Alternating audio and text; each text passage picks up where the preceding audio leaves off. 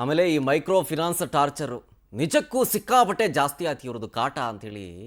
ಎಷ್ಟು ಅಂತಂದರೆ ರಾಜ್ಯದಲ್ಲಿ ಎಂತೆಂಥ ಘಟನೆಗಳು ನಡೆದಿದೆ ಗೊತ್ತಾ? ಈ ಮೈಕ್ರೋ ಫಿನಾನ್ಸಿಂದ ಒಂದು ಸಾಲನ ಪಡ್ಕೊಂಡಿರೋರು ಆತ್ಮಹತ್ಯೆ ಮಾಡ್ಕೊಂಡಿದ್ದಾರೆ, ಒಂದಷ್ಟು ಜನ. ಒಬ್ಬರು ಕಿಡ್ನಿ ಮಾರ್ಕೊಂಡಿದ್ದಾರೆ, ಇನ್ನೊಬ್ಬರು ಮನೆ ಕಳ್ಕೊಂಡಿದ್ದಾರೆ, ಬೀದಿಲಿ ಬದುಕಬೇಕಾದಂಥ ಪರಿಸ್ಥಿತಿ ಬಂದಿದೆ.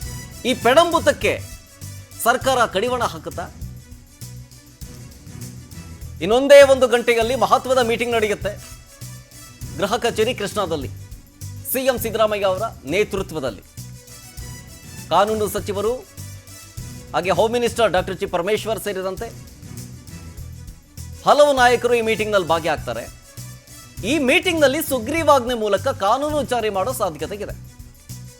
ಆಮೇಲೆ ಬ್ಯಾಂಕ್ ರೂಲ್ಸ್ ಅನ್ನ ಬಿಟ್ಟು ಹೆಚ್ಚು ಬಡ್ಡಿಯನ್ನ ಪಡೆದ್ರೆ ಕಠಿಣ ಕ್ರಮವನ್ನ ತೆಗೆದುಕೊಳ್ಳುವ ಸೂಚನೆ ಕೂಡ.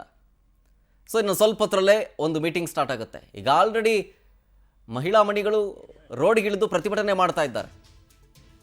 ಈ ಮೈಕ್ರೋ ಫಿನಾನ್ಸ್ಗಳ ಕಿರುಕುಳ ಸಿಕ್ಕಾಪಟ್ಟೆ ಜಾಸ್ತಿ ಆಗಿದೆ. ಮನೆ ಕಳ್ಕೊಂಡಿದ್ದೀವಿ, ಮಾಂಗಲ್ಯ ಕಳ್ಕೋಬೇಕಾದಂಥ ಪರಿಸ್ಥಿತಿ ಬಂದ್ಬಿಡುತ್ತೆ, ದಯವಿಟ್ಟು ನಮ್ಮ ಮಾಂಗಲ್ಯ ಉಳಿಸಿ ಅಂತೇಳಿ ಒಂದು ಕಡೆ ಸಿದ್ದರಾಮಯ್ಯನವರಿಗೆ ಮತ್ತೊಂದು ಕಡೆ ಹೋಮ್ ಮಿನಿಸ್ಟ್ರಿಗೆ ಒಂದು ಕೊರಿಯರ್ ಮಾಡಿದ್ದನ್ನು ನಾವು ಗಮನಿಸ್ಬೋದು. ಇಲ್ಲಿ ಡೀಟೇಲ್ಸ್ ಕೊಡ್ತಾರೆ. ಇದ್ರ ಬಗ್ಗೆ ನಮ್ಮ ಪ್ರತಿನಿಧಿ ರೂಪೇಶ್ ನೇರ ಸಂಪರ್ಕದಲ್ಲಿ ಜಾಯ್ನ್ ಆಗ್ತಿದ್ದಾರೆ. ರೂಪೇಶ್, ಈ ಮೈಕ್ರೋ ಫಿನಾನ್ಸ್ಗಳ ಕಾಟ ಸಿಕ್ಕಾಪಟ್ಟೆ ಜಾಸ್ತಿ ಆಯಿತು, ಇದಕ್ಕೆ ಕಡಿವಾಣ ಹಾಕಬೇಕು ಅಂತ ಹೇಳಿ ಈಗ ಮೀಟಿಂಗ್ ಮಾಡಲಾಗ್ತಾ ಇದೆಯಲ್ಲ, ಈ ಮೀಟಿಂಗ್ನಲ್ಲಿ ಯಾವ ರೀತಿಯ ಸುಗ್ರೀವಾಜ್ಞೆ ತರಬಹುದು ಅಂತ? ಶರತ್, ಮೈಕ್ರೋ ಫೈನಾನ್ಸ್ ಹಾವಳಿ ನಿಜಕ್ಕೂ ಕೂಡ ದೊಡ್ಡ ಮಟ್ಟಕ್ಕೆ ರಾಜ್ಯದಲ್ಲಿ ತಲೆದೋರ್ತಾ ಇದೆ. ಯಾಕಂತ ಹೇಳಿದ್ರೆ ಹಾವಳಿಯಿಂದಾಗಿ ಎಷ್ಟೋ ಜನ ಮನೆ ಬಿಟ್ಟು ಹೋಗಿದ್ದಾರೆ. ಅದೇ ರೀತಿಯಾಗಿ ಬಾಣಂತಿಯನ್ನ, ಹಸುಗೂಸನ್ನ ಮನೆಯಿಂದ ಹೊರಹಾಕದ ಘಟನೆಗಳನ್ನು ಕೂಡ ನೋಡ್ತಾ ಇದ್ದೀವಿ. ಅದೇ ರೀತಿಯಾಗಿ ಸಾಲು ಸಾಲು ದೌರ್ಜನ್ಯಗಳು ಮೈಕ್ರೋ ಫೈನಾನ್ಸ್ ಸಿಬ್ಬಂದಿಗಳು ಆಗ್ತಾ ಇದೆ. ಅವ್ರು ಯಾವುದೇ ರೀತಿಯಾಗಿ ಮಾನವೀಯತೆಯನ್ನು ತೋರಿಸೋದಿಲ್ಲ, ನೇರವಾಗಿ ಅವ್ರನ್ನ ಮನೆ ಹೊರ ಹಾಕೋದು, ಅದೇ ರೀತಿಯಾಗಿ ದಾಳಿಕೋರನ್ನು ಬಿಟ್ಟು ದಾಳಿ ಮಾಡಿಸೋದು, ಆ ರೀತಿಯಾಗಿರ್ತಕ್ಕಂಥ ಘಟನೆಗಳನ್ನು ಮಾಡ್ತಾ ಇದ್ದಾರೆ. ಹೀಗಾಗಿ ಮನೆಯವರ ಕುಟುಂಬಸ್ಥರು ಎಲ್ಲರೂ ಕೂಡ ಕಂಗಾಲಾಗಿ ಹೋಗಿದ್ದಾರೆ. 3ಕ್ಕೂ ಹೆಚ್ಚು ಆತ್ಮಹತ್ಯೆಗಳಾಗಿ ಹೋಗಿದೆ. ಇದು ಕಳೆದ ಒಂದು ವಾರದಲ್ಲಿ ಹಿಂದಿನ ರೆಕಾರ್ಡ್ಗಳು ನೋಡಿದ್ರೆ ಸಾಕಷ್ಟು ಇಲ್ಲಿ ಬಲಿಯನ್ನ ಈ ಒಂದು ಮೈಕ್ರೋ ಫೈನಾನ್ಸ್ ಪಡೆದುಕೊಂಡಿದೆ. ಹೀಗಾಗಿ ಇದು ಕಡಿವಾಣ ಹಾಕಲೇಬೇಕು ಅಂತೇಳಿ ಸಾಕಷ್ಟು ಒತ್ತಡಗಳು ಬಂತು. ಸಿಎಂ ಸಿದ್ದರಾಮಯ್ಯವರಿಗೆ ಮಾಂಗಲ್ಯವನ್ನು ಕಳಿಸ್ಕೊಂಡು ಈ ರೀತಿಯಾಗಿ ಯಾಕಂತ ಹೇಳಿ ದೌರ್ಜನ್ಯ ಯಾಕೆ ಮಾಡ್ತಾ ಇದ್ದೀರಿ, ನೀವೇ ಮಾಂಗಲ್ಯವನ್ನು ಕಿತ್ಕೊಳ್ಳುವಂತ ಪ್ರಯತ್ನವನ್ನು ಮಾಡ್ತಾ ಇದ್ದೀರಿ, ಹೀಗಾಗಿ ಮೈಕ್ರೋ ಫೈನಾನ್ಸ್ಗೆ ಕಡಿವಾಣ ಹಾಕಲೇಬೇಕು ಅಂತೇಳಿ ಸಿಎಂ ಸಿದ್ದರಾಮಯ್ಯವರಿಗೆ ಒತ್ತಡವನ್ನ ರಾಜ್ಯದ ಜನತೆ ಹಾಕ್ತಾ ಇದ್ದಾರೆ. ಹೀಗಾಗಿ ಇವತ್ತು ಸಿಎಂ ಸಿದ್ದರಾಮಯ್ಯ ಸಭೆಯನ್ನು ಕರೆದಿದ್ದಾರೆ. ಈ ಸಭೆಗೆ ಮೊದಲದಾಗಿ ಕಾನೂನು ಸಚಿವ ಎಚ್ ಕೆ ಪಾಟೀಲ್, ಗೃಹ ಸಚಿವ ಜಿ ಪರಮೇಶ್ವರ್ ಸೇರಿದಂತೆ ಹಲವಾರು ಜನ ಭಾಗಿಯಾಗ್ತಾರೆ. ಆ ಕಡೆ ಬ್ಯಾಂಕಿಂಗ್ ಸೆಕ್ಟರ್ ಕಡೆಯಿಂದಲೂ ಕೂಡ ಬ್ಯಾಂಕ್ ಅಧಿಕಾರಿಗಳು ಭಾಗಿಯಾಗ್ತಾ ಇದ್ದಾರೆ. ಹೀಗಾಗಿ ಸ್ಮಾಲ್ ಫೈನಾನ್ಸ್ಗೆ ಒಂದಿಷ್ಟು ಕಡಿವಾಣ ಹಾಕಬೇಕು. ಯಾಕಂತ ಹೇಳಿದ್ರೆ ಬ್ಯಾಂಕಿಂಗ್ ಇರ್ಬೋದು, ರೈತ ಸಾಲ ಸಂಬಂಧಪಟ್ಟಂತ ಒಂದಿಷ್ಟು ಕಾನೂನುಗಳಿದೆ. ಆದರೆ ಮೈಕ್ರೋ ಫೈನಾನ್ಸ್ ಸಂಬಂಧಪಟ್ಟಂತೆ ಯಾವುದೇ ರೀತಿ ಕಾನೂನುಗಳಿಲ್ಲ. 25-30% ಬಡ್ಡಿ ತೆಗೆದುಕೊಳ್ತಾರೆ. ಒಂದು ಕಟ್ಟೆ ಬಡ್ಡಿ ಕಟ್ಟೋದು ತಪ್ಪಿದ್ರು ಕೂಡ ಸಾಕಷ್ಟು ಸಮಸ್ಯೆಗಳಾಗುತ್ತೆ.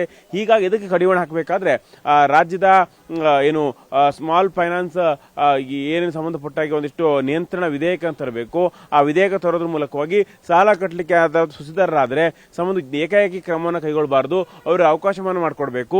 ಅದೇ ರೀತಿಯಾಗಿ ಗ್ಯಾರಂಟಿಗಳು ಯಾವ ರೀತಿಯಾಗಿರಬೇಕು, ಜಾಮೀನುಗಳು ಯಾವ ರೀತಿಯಾಗಿರಬೇಕು, ಈ ಒಂದು ಕಾಯ್ದೆಯನ್ನ ತರೋದು. ಆ ಕಾಯ್ದೆಯನ್ನು ತಾತ್ಕಾಲಿಕ, ಯಾಕಂದ್ರೆ ಕಳೆದ ಒಂದು ವಾರದಿಂದ 3-4 ಆತ್ಮಹತ್ಯೆಗಳಾಗಿದೆ, ಸಾವುಗಳಾಗಿದೆ.